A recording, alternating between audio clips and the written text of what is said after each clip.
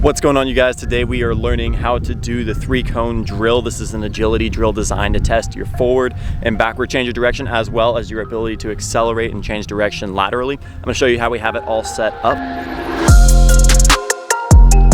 So right now we have it where I'm using Frisbee discs as cones. So you have a disc here, one out there, and then one over here to the left as well. Each of these are 5 yards apart, so 15 feet apart. And I am going to show you the pattern as to how you are supposed to run it, and then I'm going to run it myself. So you're going to start out on the line here and we're going to be running. So this is going to be cone 1 right here, cone 2, cone 3. You can use whatever you want for objects, but we're going to be touching the ground. So we're going to start with our foot just behind the line right here. We're going to run, come up and touch the ground next to this right here, next to the cone number 2. We're going to run back, touch the line next to cone number 1, and then we run all the way around the outside just with our feet, all the way around the outside of 3 here. And then finally we finish this last turn around 2 and sprint through the finish line. Our time stops as soon as we cross that cone. So the key points to make sure that we hit on this, guys, is going to be that we want to get away from the lines as fast as possible. We want to accelerate, and then whenever we are going around the cones in a turn, in a 90-degree turn, it is okay to put your hand down. We're going to be accelerating as fast as possible, and the goal is to be able to try to hit as close to 7 seconds as possible. That's one of the better times, or one of the more average times that you're going to see in the NFL Combine. Now, I know we're baseball players, but this is an amazing drill to be able to test agility. So I'm going to go ahead and run the course through, and just so you guys can see it.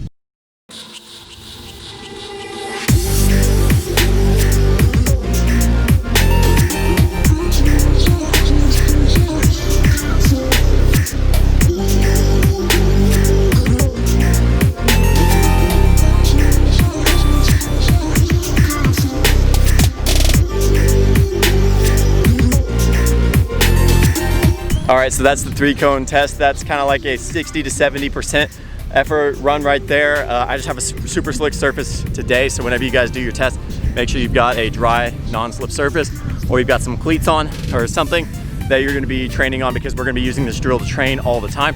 So make sure that you have that. I wanna go over some key points that I want you to make sure that you hit on whenever you do this. And so we'll go ahead and start with point number 1 right now.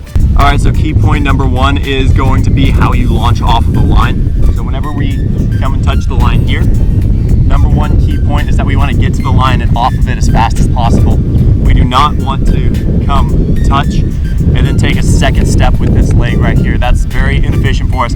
So whenever we come in, we touch and we get off the line and drive this leg. That's going to help us with our acceleration and be able to decrease our time ever so slightly, because we don't have to take that jab step. This is going to be incredibly important whenever you guys are stealing bases as well, because we do that exact same thing. We immediately take off that way. So that's tip number 1. Let's move on to the second one. So tip number 2 is whenever you're going around corners, we want to make sure that we angle our body as much as possible around it. You saw me put my hand down. That's perfectly fine to do that. As long as your feet go around the outside, then we're good to go. And if you're using cones, if you use the 6-inch tall cones, you're not allowed to hit it. I just didn't have those today. So it's perfectly fine for you to put your hand down, just so that you can get that lean, just like whenever we're rounding a base, same exact principle. And then one thing that we really need to focus on is shifting our weight to whichever direction we're turning. So in this case, I'm gonna be turning to my left. And so my weight is going to be on the inside of my right leg and the outside of my left leg. So that whenever I'm like this, I'm pushing off. That'll give me more traction, especially whenever I have cleats. And even if I don't have cleats, I'll be able to do that as well. So whenever you're going around this, make sure you get that lean, get the hand down, and then you shift your weight to the inside of your foot. I'll show you how that looks real quick. Tip number 3 for our acceleration specifically is going to be about how long our strides are. So a lot of people will take quick, choppy steps right here, and you're gonna lose a lot of time doing that. One thing you'll notice is if you look at any sprinter, if you look at any good base stealer, if you look at anybody who is very fast, their first few strides are long and they're powerful. Taking short, choppy steps is not going to help you. And so one thing whenever we start, so usually this test is performed starting from a 3-point stance, so like this, and I'm perfectly fine with you guys starting like that. In fact, I recommend it. But whenever you do this and you start, we want our body pointing forward, we want our shins pointing forward. That's all launching us forward. Head down, because if you're lifting your head up, and that's telling us to launch upward, not forward. So we're starting there and we're driving our foot, specifically our knee. We're driving that as hard forward as possible, coming off these lines as well, just like we talked about. We want to come, touch, drive that knee. And we want to take those long, powerful strides, not super long, but try to lengthen them out and make sure that that turnover rate is still fast, but we want to keep those strides longer so that we can accelerate faster.